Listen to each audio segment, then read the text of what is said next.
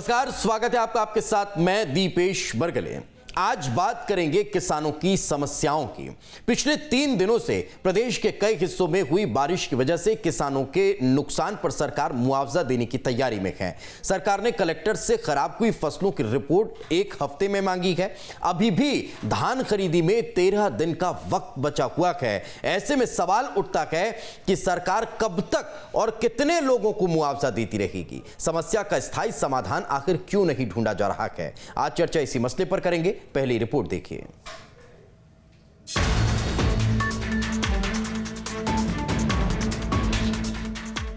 बीते दिनों हुई बेमौसम बारिश से छत्तीसगढ़ के कई जिलों में सैकड़ों किसानों की फसल बर्बाद हो चुकी थी, जिस पर सरकार की काफी आलोचना हुई। अब सरकार ने उन सभी किसानों को मुआवजा देने का ऐलान किया है जिनकी फसल बारिश के कारण खराब हुई है। देखिए, जो अकस्मात बारिश हुई है उसका आकलन करवाया जाता है। क्या इस बारिश से वास्तव में किसानों की फसल को क्षति पहुंची है? यदि क्षति पहुंची होगी तो निश्चित तौर पे किसानों को राहत दिया जाएगा।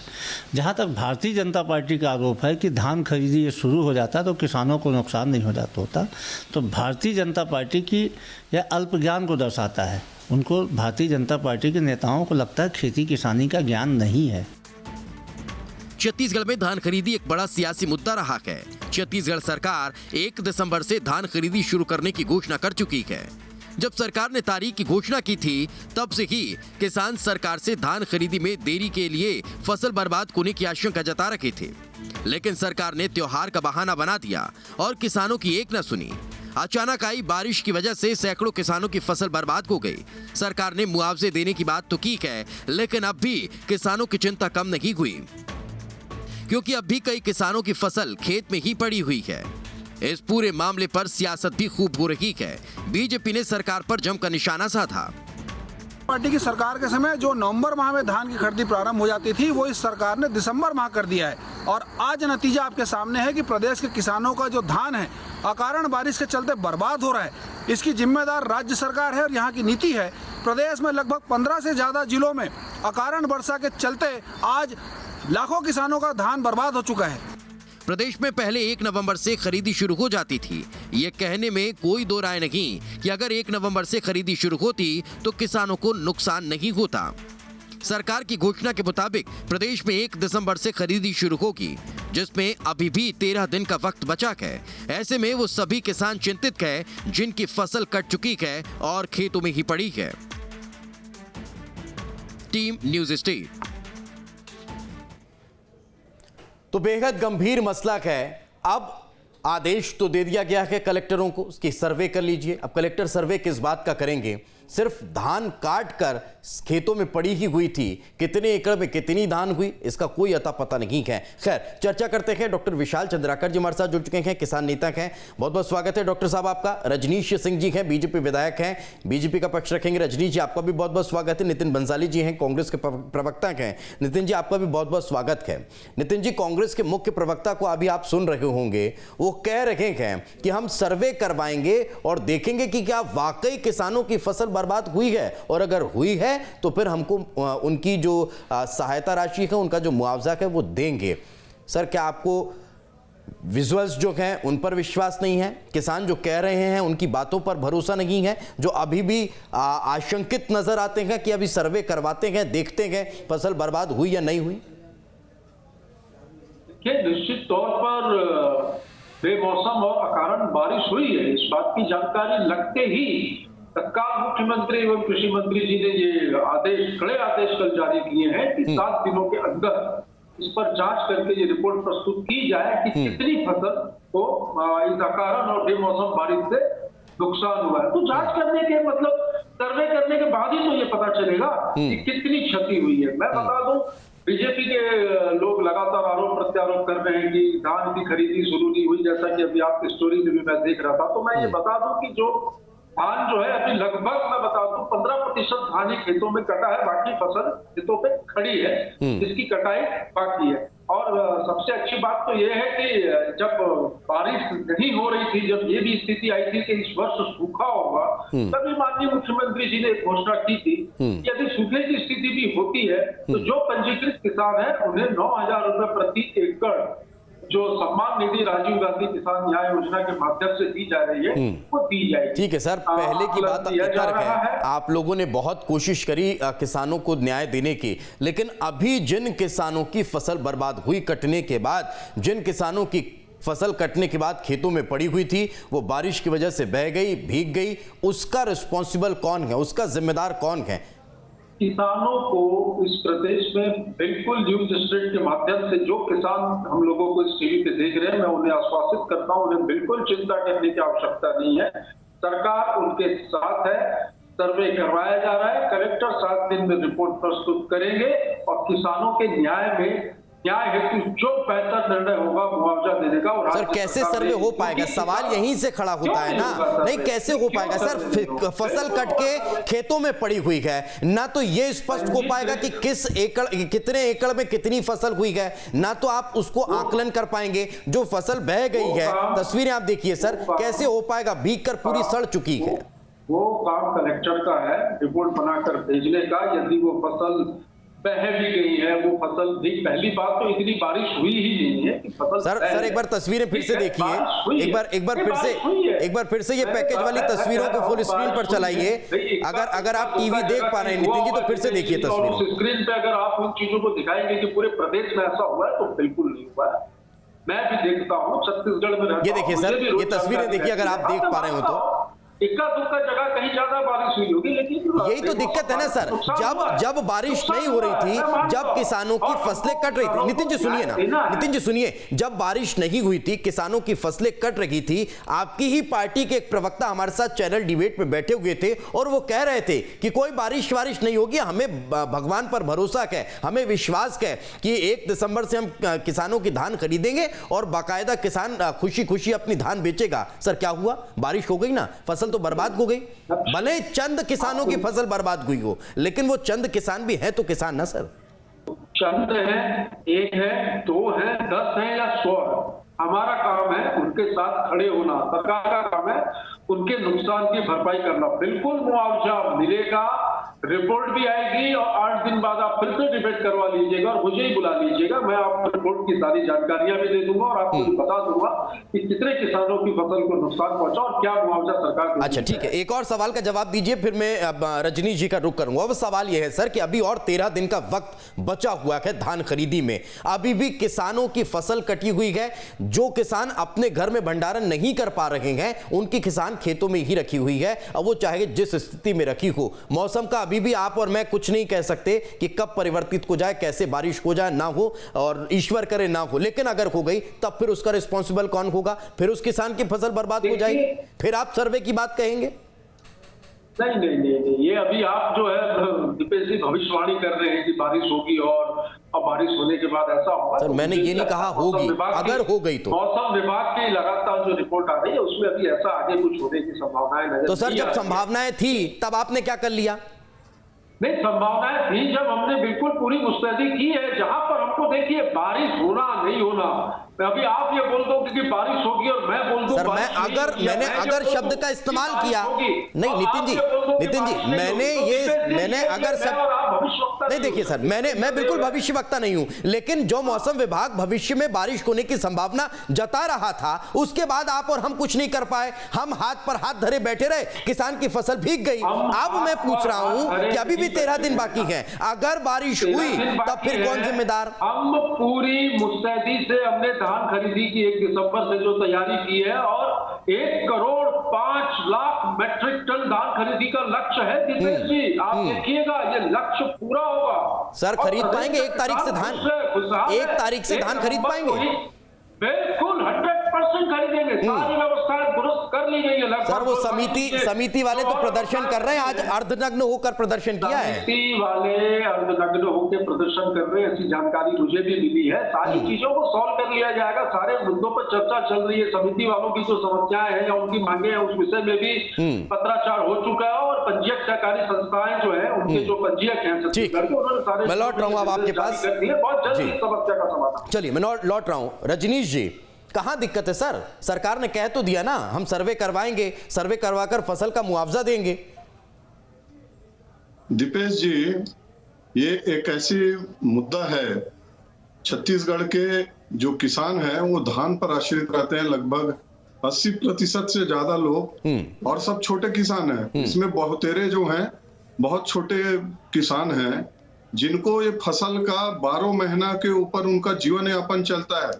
उनके शादी ब्याह खर्चे, बच्चों का कपड़ा से लेकर पढ़ाई लिखाई सब इसी धान के बदौलत वो करते हैं।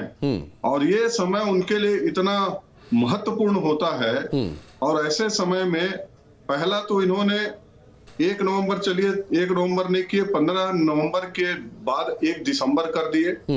अब जब मौसम की बेमौसम बारिश हो गई, नुकसान हुआ है, तो कांग्रेस के जितने प्रवक्ता हैं जिस भी विषय में बात करेंगे वो सुपर सीएम से ज्यादा आश्वासन टीवी में बैठ के देते हैं कि हम हैं, हम देख ले रहे हैं, समझ रहे हैं, उनकी काम पूरा हो जाएगा, उनकी मांग मान ली जाएगी। मैं एक कह रहा हूं, इसमें कलेक्टर आपने इस बार को बार बार प्रश्न किया, उस प्रश्न का जवाब नहीं आया, ना आने वाला है, निश्चित रूप से नहीं आने वाला है, क्योंकि ये किसान के समस्या कितना कर रहे हैं छत्तीसगढ़ की जनता समझ गई। आपने कहा कि इसका मापदंड क्या है, किस किसान का कितना फसल हुआ, कितना भीगा, कितना उसका भीग के सड़ गया। अभी उनको 15 दिन और रखना है। अभी 1 तारीख के बाद फिर बोरा नहीं है, समितियों का हड़ताल है, वो टोकन लेने जाएंगे तो उनको नंबर 15 दिन बाद आएगा। तो हम अभी कहने के लिए 1 दिसंबर बोल रहे हैं, लेकिन बहुत सारे किसान हैं जो 15 दिसंबर तक सोसाइटी में जाएंगे तो उनका नंबर नहीं आएगा। ठीक, यदि सरकार गंभीर होती तो उनका कहना था किसानों का जितना धान है, यदि उसमें गीला है, यदि किसी प्रकार के उसमें दाग लग गए हैं या किसी प्रकार के उसमें चावल में थोड़ी सी नमी आ रही है धान में, हम सब धान लेंगे।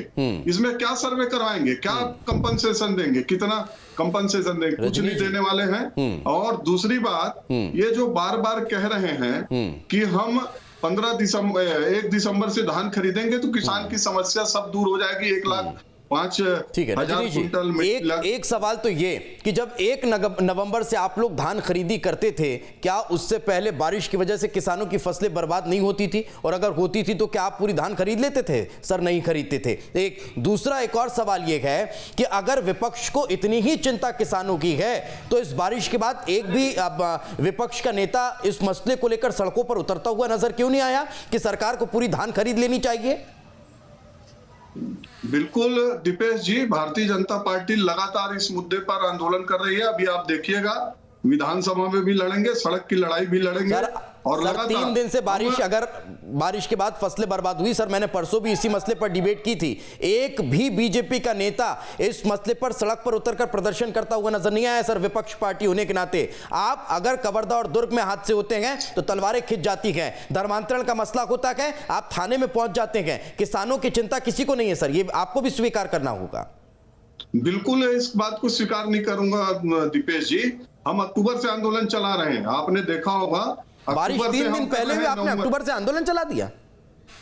अक्टूबर से धान खरीदी 15 नवंबर से शुरू किया जाए करके, आपको याद होगा। नितिन जी सुन लीजिए पहले अक्टूबर में हम राज्यपाल को ज्ञापन दिए हैं, सड़क में उतर के इसके लिए ज्ञापन दिए हैं, कलेक्टर को ज्ञापन दिए हैं। और 15 नवंबर से धान खरीदी किया जाए, यदि 1 नवंबर से नहीं होता है। सर तो रजनी जी ने पूछा ना कि 1 नवंबर से जब आपकी सरकार के दौरान धान खरीदी होती थी तब क्या उससे पहले बारिश नहीं होती थी? और बारिश होने के बाद किसानों की धान जो बर्बाद हो जाती थी, क्या उसका आप लोग का क्षतिपूर्ति देते थे? उस पूरी धान को खरीदते थे, सड़ी हुई को नहीं खरीदते थे सर। ₹1, ₹5, ₹50 और ₹150 के चेक जारी होते थे मुआवजे बीच में नितिन जी जब मैं आपसे सवाल कर रहा था रजनी जी ने एक शब्द नहीं बोला। उनको बोलने दीजिए, मैं वापस आपके पास आऊंगा। बोलिए रजनी जी, बोलिए रजनी जी। इसलिए मैं बोल रहा हूँ नितिन जी, 3 से 18 तक सिर्फ 1 साल को छोड़ दीजिए, जब अक्टूबर में बारिश हुआ था उसके पहले कभी अवसर नहीं आया। और दूसरी बात, किसी किसान का 15 क्विंटल से कम धान नहीं खरीदा गया है इस 15 वर्षों में। 15 क्विंटल धान खरीदी का था। कोई किसान आप किसी वर्ष का बताइए, किसी सोसाइटी का बताइए कि जिसमें वो किसान धान लेके गया, वहां से वापस आया। इनका 2000 से 2003 हो या 2000 से 18 से 21 हो, हर साल रकबे के नाम पर, टोकन के नाम पर, धान खराबी है के नाम पर हर साल किसान जो हो रहा है, किसान की जब्ती हो रही है। उनका जांच किया जा रहा है कि धान कहां से हुआ, इतना धान कहां से हुआ।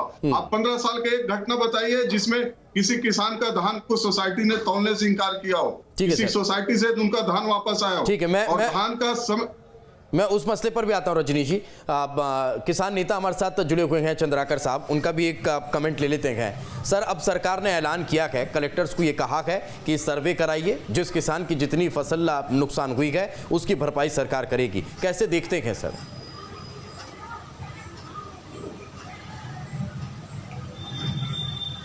दीपेश जी, ऐसा है कि किसानों का कल्याण मालूम नहीं कैसे होगा, सिवाय भगवान का कोई कर ही नहीं सकता ऐसा लगता है। इसलिए कि जब हम सब छत्तीसगढ़ के रहने वाले, हिंदुस्तान के रहने वाले, हिंदुस्तान की हिंदुओं का एक पर्व है दीपावली, 2 नवंबर को, और 1 तारीख को धान खरीदी। अरे भैया, जब हम जानते हैं कि 2 नवंबर को दीपावली है और 5 रोज तक ये त्योहार चलता है, तो ये अक्टूबर 15 या 20 अक्टूबर से चालू करवा देना चाहिए, एक बात। दूसरी बात, हम ये भी जानते हैं कि नवंबर और दिसंबर में बेमौसम बारिश होने की आशंका रहती है। ये एक आध साल छूट जाए तो छूट जाए, पर हर साल का ये रिकॉर्ड है, ये आप उठा के देख लीजिएगा। तो ये सब जानते हुए भी जब किसानों का धान है अर्ली वेराइटी, ये 15 अक्टूबर से धान कटना चालू हो गया है, और आज क्या है, सरकार खरीदती है करके किसान लोग अपने खलिहान को भी ये घर बना चुके हैं, और जो धान रखने का कोठी है उसको भी अपने रूम से घर बना लिए हैं, भाई बंटवारे और कुछ के किसी कारण से। तो इस प्रकार से धान स्टोर करने के लिए कोई जगह ही नहीं है जी।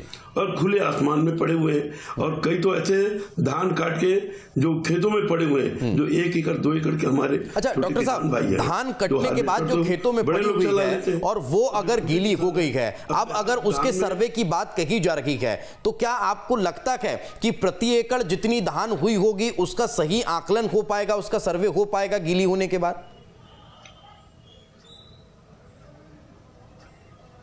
बिल्कुल, जो कृषि वैज्ञानिकों से सलाह ले लीजिए, और हम तो खैर किसान हैं, भारतीय किसान संघ के कार्यकर्ता हैं। 1 एकड़ में कम से कम एवरेज में 20 कुंटल का उत्पादन आता है, और 20 कुंटल कितने का होता है, जो सरकार खरीद रही 2500 रुपए के भाव से, उस हिसाब से 40,000 का दाम होता है। और 40,000 में आज सर्वे कराने के बाद किसानों को क्या देंगे? वो ऊँट के मुंह में जीरा 10,000। क्या होगा किसान का, बताइए। किसानों के लिए अगर कहीं शुभचिंतक हैं, अच्छे मैंने किसानों के लिए मदद करने की इच्छा शक्ति है, तो इनको पहले से विचार करना चाहिए। और आज किसानों के हाल इतने बेहाल है कि किसान अपने खेत में जाके धान को पानी से निकालने के लिए, और निकाल के कहाँ रखे वही भी जगह नहीं है, इतनी बारिश हुई है जी। तो किसानों के अगर शुभचिंतक बनना ही है, सरकार को किसानों को मदद करना है, तो 25 रुपए कुंटल दे रहे, स्वागत है, परंतु उनको समय भी देते। नितिन, अभी भी पिछले साल का चौथा किस्त बाकी है। नितिन जी, वाकई में, और ये सिर्फ सरकार मदद कर रही है, ये सिर्फ चंद्राकर साहब का दुख नहीं है। हमने कई किसानों की तस्वीरें भी आप तक पहुंचाई हैं, कई किसानों को हमने खुद सुना है, उनकी रिपोर्ट भी हमने एकत्रित की है। उनकी सबकी यही पीड़ा है कि अब तो एक तो भीग गई है किसान की फसल पूरी तरह से चौपट हो चुकी है, खराब हो चुकी है, उसका ना तो सही मुआवजा मिल पाएगा और ना उस फसल को आप खरीद पाएंगे, तब फिर उस किसान का होगा क्या? मैंने कहा रिपोर्ट आने दीजिए सर्वे की, 100% किसानों को बिल्कुल भी किसी प्रकार की चिंता करने की जरूरत नहीं है, उनके साथ न्याय होगा। और पूरे देश में धान का सबसे ज्यादा मूल्य आप देखिए कहाँ मिल रहा है, छत्तीसगढ़ में ही मिल रहा है। सरकार ने जो कहा है वो किया है। बीजेपी इतना दम्भ भरती है, 50 लाख मैट्रिक टन से ऊपर इनका औसत निकाल ले 15 सालों का, तो ये उसके ऊपर ही नहीं गए धान खरीदी में। हमने रिकॉर्ड ब्रेक धान की खरीदी की है, पिछले साल 94 लाख मैट्रिक टन की, और इस बार 1 करोड़ 5 लाख मैट्रिक टन धान की खरीदी हम करने जा रहे हैं, जिसकी सारी व्यवस्थाएं हो चुकी है। अकारण और बेमौसम बारिश की वजह से जिन किसान भाइयों का नुकसान हुआ है, उनकी क्षतिपूर्ति का बिल्कुल सरकार जिम्मा लेती है, और इस पर सर्वे करवाया जा रहा है। कलेक्टर से रिपोर्ट मांगी गई है। मैं तो भारतीय जनता पार्टी के हमारे साथी प्रवक्ता जो है आदरणीय रजनीश सिंह जी से पूछना चाहता हूँ। मुझे बहुत अच्छे से याद है कि आपने अच्छा सवाल किया था दीपेश जी कि बारिश होती थी कि नहीं होती थी। होती थी बारिश। तो जब इनको मुआवजे के तौर पर क्या मिलता था मैं ये भी बता दूं। अच्छे से मालूम है, उस समय के पेपर की कतरने मुझे लेकर आनी थी, तो शायद ये मानते कि मैं जो कह रहा हूँ वो 100% सत्य है। 2 रुपए, 5 रुपए, 50 रुपए, 100 और 150 रुपए के जैसे चेक किसानों को मुआवजे की राशि के दिए गए थे। मैं आपको बता दूं, प्रधानमंत्री बीमा योजना के तहत बीमा कंपनियों ने 6.5 साल में 26,000 करोड़ रुपए कमाए और मुआवजे के नाम पर सिर्फ 6,000 करोड़ रुपए। खैर वो सवाल मैंने किया रजनीश जी से, वो सवाल मैंने किया और आपने भी सही जानकारी दी है। लेकिन नितिन जी, प्रति एकड़ 15 क्विंटल का कैप है। एक किसान की प्रति एकड़ के हिसाब से अगर 15 क्विंटल फसल जो बर्बाद हुई है 37,500 रुपये समथिंग होती है। चंद्राकर साहब तो 40,000 बता रखे हैं, मोटा मोटा उन्होंने पूरा हिसाब बताया। लेकिन एक भी किसान को जिसकी फसल बर्बाद हुई अगर आकलन में 37,000 रुपये का हिसाब आ रहा है ना, तो आप देख लीजिए कि उससे वो 37,000 मिलेगा या नहीं मिलेगा। 1 एकड़ की बात कर रहा हूँ।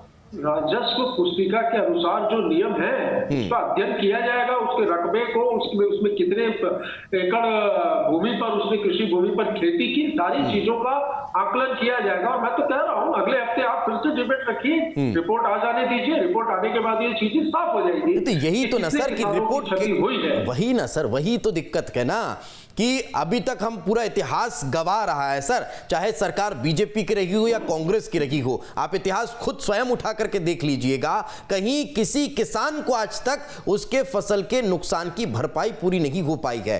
अब कैसे होगी ये महत्वपूर्ण सवाल है। उसमें मैं आप लोगों की मंशा पर सवाल नहीं खड़े कर रहा हूं सर। नहीं नितिन जी सुन लीजिए, नितिन जी सुन लीजिए ना, नितिन जी सुन लीजिए, मैं आपकी मंशा पर सवाल खड़े नहीं कर रहा हूं, मैं उस नीति पर सवाल खड़े कर रहा हूं कि किस तरह का सर्वे होगा, उस सर्वे की कैसे रिपोर्ट तैयार होगी, उस रिपोर्ट में कितने किसान की कितनी फसल की बर्बादी का आकलन होगा, मैं उस पर सवाल खड़े कर रहा हूं।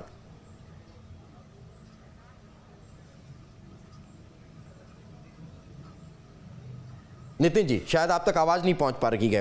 रजनीश जी, रजनीश जी से कमेंट ले लेता हूं, लौटता हूं सर। रजनीश जी, वाकई में स्थितियां हर जगह ऐसी ही है और फिर मेरा सवाल वही उठता है कि अब जब सर्वे का ऐलान कर दिया है तब भी क्या आप जाएंगे उन किसानों के खेतों पर? जब सर्वे की प्रक्रिया शुरू होगी तब आप खड़े रहेंगे कि इस किसान की कैसी अब स्थिति है, उसका किस तरह से सर्वे होना चाहिए, अगर सच्चाई में किसानों के साथ विपक्ष है तो? दीपेश जी, अभी जो हमारे मित्र बोल रहे थे थोड़ा सा उसमें मैं आ जाता हूँ। जी।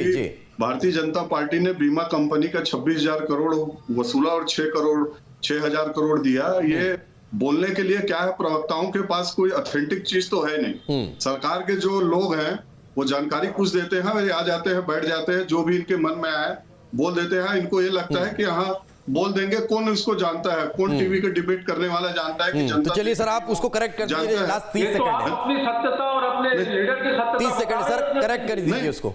ये जुमलेबाजी आप लोग करते होंगे, हम नहीं करते, हम तथ्यों पे बात करते हैं। जुमलेबाजी करना ठीक है। नितिन जी सुन लीजिए उनकी भी बात। रजनीश जी 30 सेकंड में करेक्ट करिए जल्दी से। मैं उस बात पे आ रहा हूँ। नितिन जी रोक रहा हूँ मैं। नितिन जी रजनीश जी आपको टोक नहीं रहे थे, सच्चाई आ जाने दीजिए सर। रजनीश जी बोलिए। मैं ये बोल रहा हूँ, अभी आप जब ने पूछा कि कितना मुआवजा दिया जाएगा, तो जो राजस्व पुस्तिका में क्या भारतीय जनता पार्टी की सरकार थी तो नियम विरुद्ध चल रही थी। वही तो मैं बोलना चाह रहा हूँ कि इनको जो अपनी बात है अभी बोल रहे हैं कि हम राजस्व, तो यही तो मैं भी कह रहा हूं ना सर, बीजेपी हो या कांग्रेस को, दोनों राजनीतिक दलों का इतिहास उठाकर देख लीजिए, आज दिनांक तक किसी किसान को उसकी फसलों के सही नुकसान का मुआवजा अगर किसी ने दिया हो तो फिर मैं मान जाऊंगा। बहुत बहुत शुक्रिया आप तीनों मेहमानों का हमारे साथ चर्चा में जुड़ने के लिए। इसी के साथ हमारे इस खास पेशकश पर फिलहाल इतना की दीजिए इजाजत। नमस्कार।